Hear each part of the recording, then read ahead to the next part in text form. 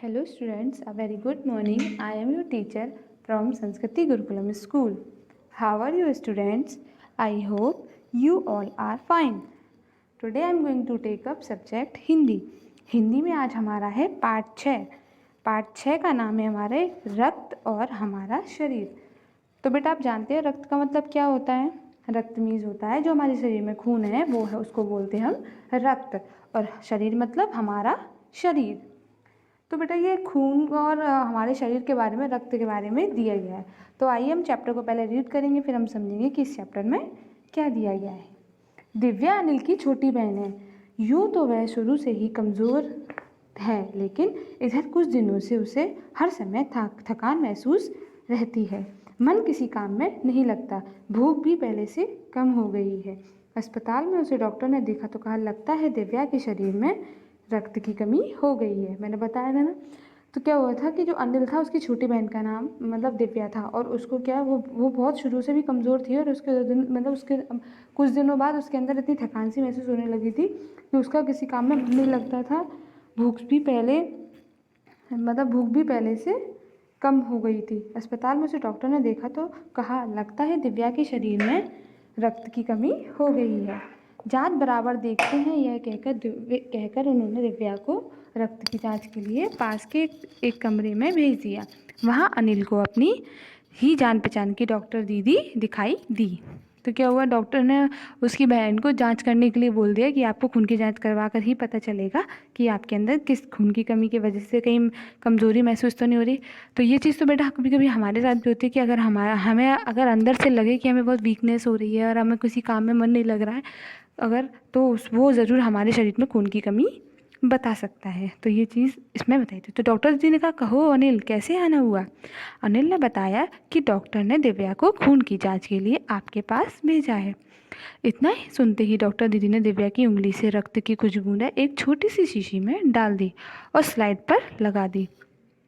आप जानते हैं स्लाइड क्या होता है? कांच की बनी हुई पतली पतली सी पट्टी होती है जिन पर वो खून को, आपने कभी देखा होगा, आपने कभी खून की जांच करवाई हो तो वो क्या करते हैं, सिरिंज में थोड़ा सा खून लेते हैं पहले तो, और वो सिरिंज का खून लेकर उस पट्टी पर डाल देते हैं. फिर अनिल से बोली, अनिल तुम कल अस्पताल से रिपोर्ट ले जाना. रिपोर्ट जाँच करवानी थी.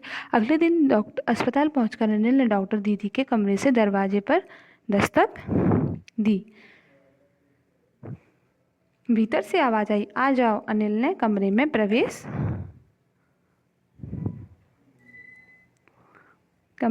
किया तो पाया डॉक्टर दीदी सूक्ष्मदर्शी द्वारा एक स्लाइड की जांच कर रही थी. सूक्ष्मदर्शी मीन छोटी से छोटी वस्तु को बड़ा करके दिखाई देने वाला यंत्र. सूक्ष्मदर्शी क्या होता है बेटा? छोटी सी भी छोटी चीज़ होगी ना, वो उसको इतना बड़ा करके दिखा देगा कि हम उसको आसानी से पहचान लेते हैं. वो स्लाइड की जांच कर रही थी. दीदी के इशारे से वह पास रखी एक कुर्सी पर बैठ गया. स्लाइड की जांच पूरी होने पर डॉक्टर दीदी ने साबुन से हाथ धोए और तौलिए से पोंछते हुए बोली, अनिल दिव्या को एनीमिया है. एनीमिया मीन्स मतलब क्या होता है? खून की कमी. चिंता की बात नहीं, कुछ दिन दवा लेगी तो वो ठीक हो जाएगी. अनिल का मन जिज्ञासा हुई. अनिल को मतलब ये जिज्ञासा हुई कि वो जानने की इच्छा. वह बोला, दीदी एक सवाल पूछूं? हाँ हाँ क्यों नहीं, डॉक्टर दीदी ने कहा. एनीमिया से आपका क्या मतलब है दीदी? उसने पूछा. यह जानने के लिए तुम्हें रक्त के बारे में जानना होगा. तो वो आइए पहले वो डॉक्टर दीदी उसको समझा रही थी, आप भी इसके साथ साथ समझिए कि मतलब खून का मतलब के बारे में क्या होता है. डॉक्टर दीदी ने कहा फिर बोली, अनिल देखने में रक्त लाल द्रव्य के समान दिखता है. आपने देखा होगा खून हमेशा लाल कलर का दिखता है.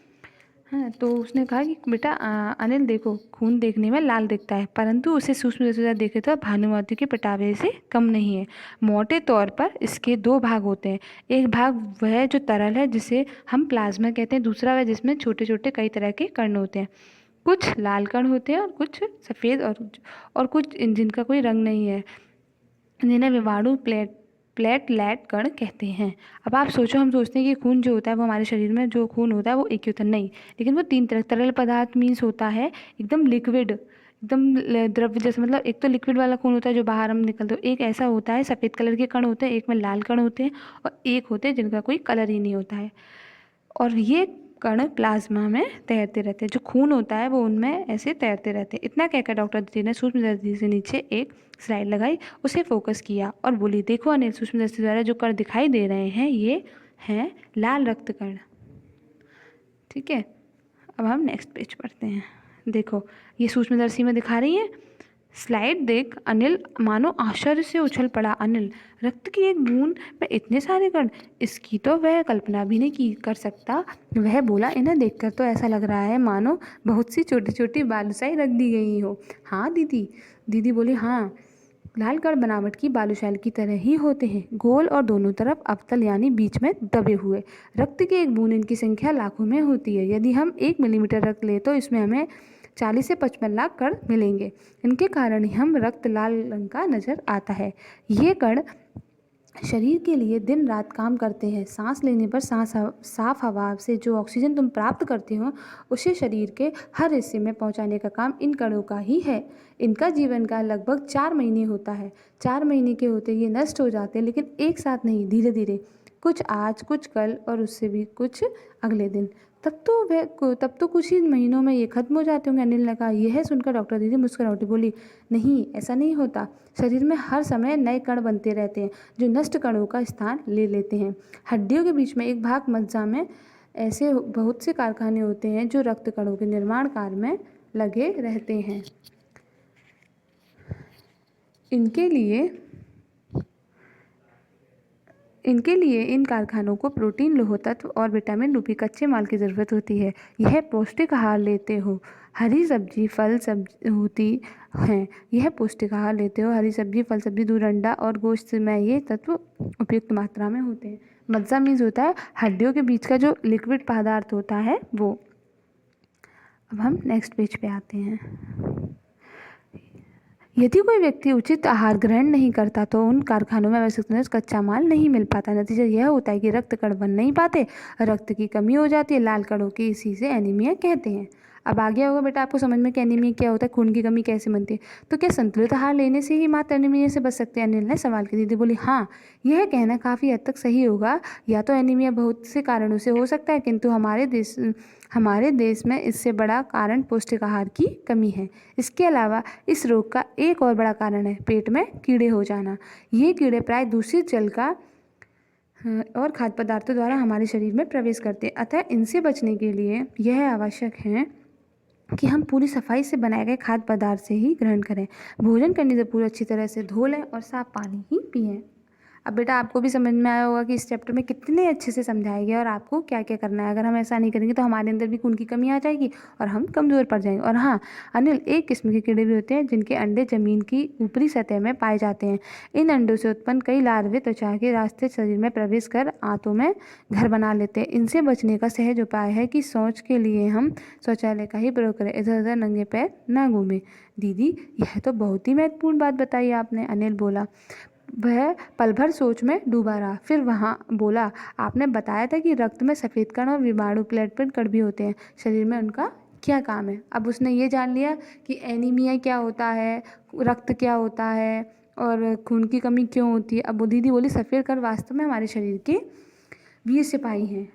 जब रोगाणु शरीर और का बद धावा बोलने की कोशिश करते हैं तो सफ़ेद कण उनसे डटकर मुकाबला करते हैं और जहाँ तक संभव हो पाता है रोगाणुओं को भीतर घर नहीं करने देते। बस संक्षेप में यूँ मान लो कि वे बहुत रोगों से हमारी रक्षा करते हैं।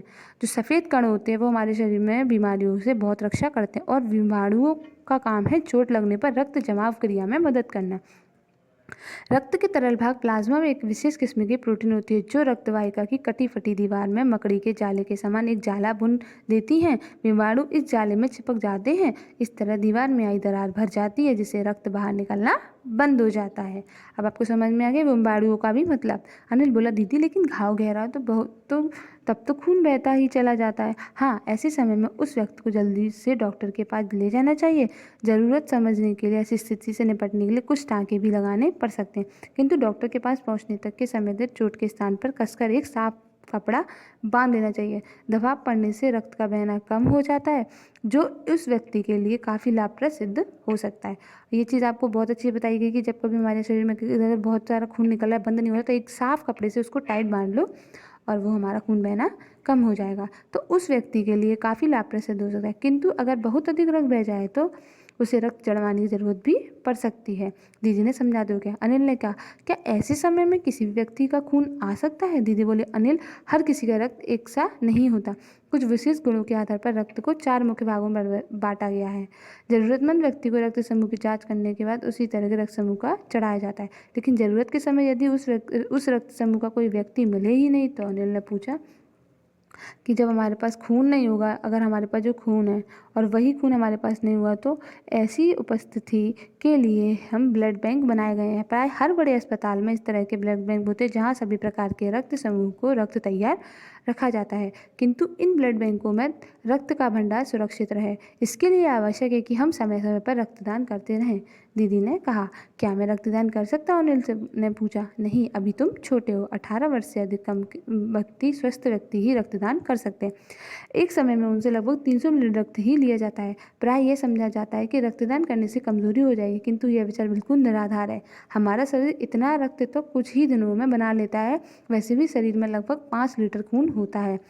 इसमें से यदि कुछ रक्त किसी ज़रूरत व्यक्ति के लिए जीवनदान बन जाए तो इससे बड़ी तो बात क्या होगी? दीदी ने समझाते हुए बोली। फिर तो बड़ा होने पर मैं नियमित रूप से रक्तदान किया करूँगा। अनिल ने कहा, शाबाश अनिल। डॉक्टर, दीदी ने अनिल की पीठ थूकते हुए कहा।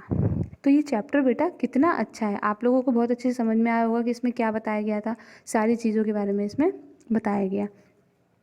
अब आपको क्या करना है, इस चैप्टर को फिर से रीड करना है और समझना। और ये कहानी किसने बोली? जतीश अग्रवाल ने ये चैप्टर आपको बताया है। ओके स्टूडेंट्स, तो आप चैप्टर को रीड करेंगे और अगले एक्सरसाइज में मैं आपको इस अगले वीडियो में मैं आपकी इसकी एक्सरसाइज फिल कराऊंगी। ओके स्टूडेंट्स, आया समझ में? Thank you so much. Stay home, stay safe, घर पर रहें, सुरक्षित रहें।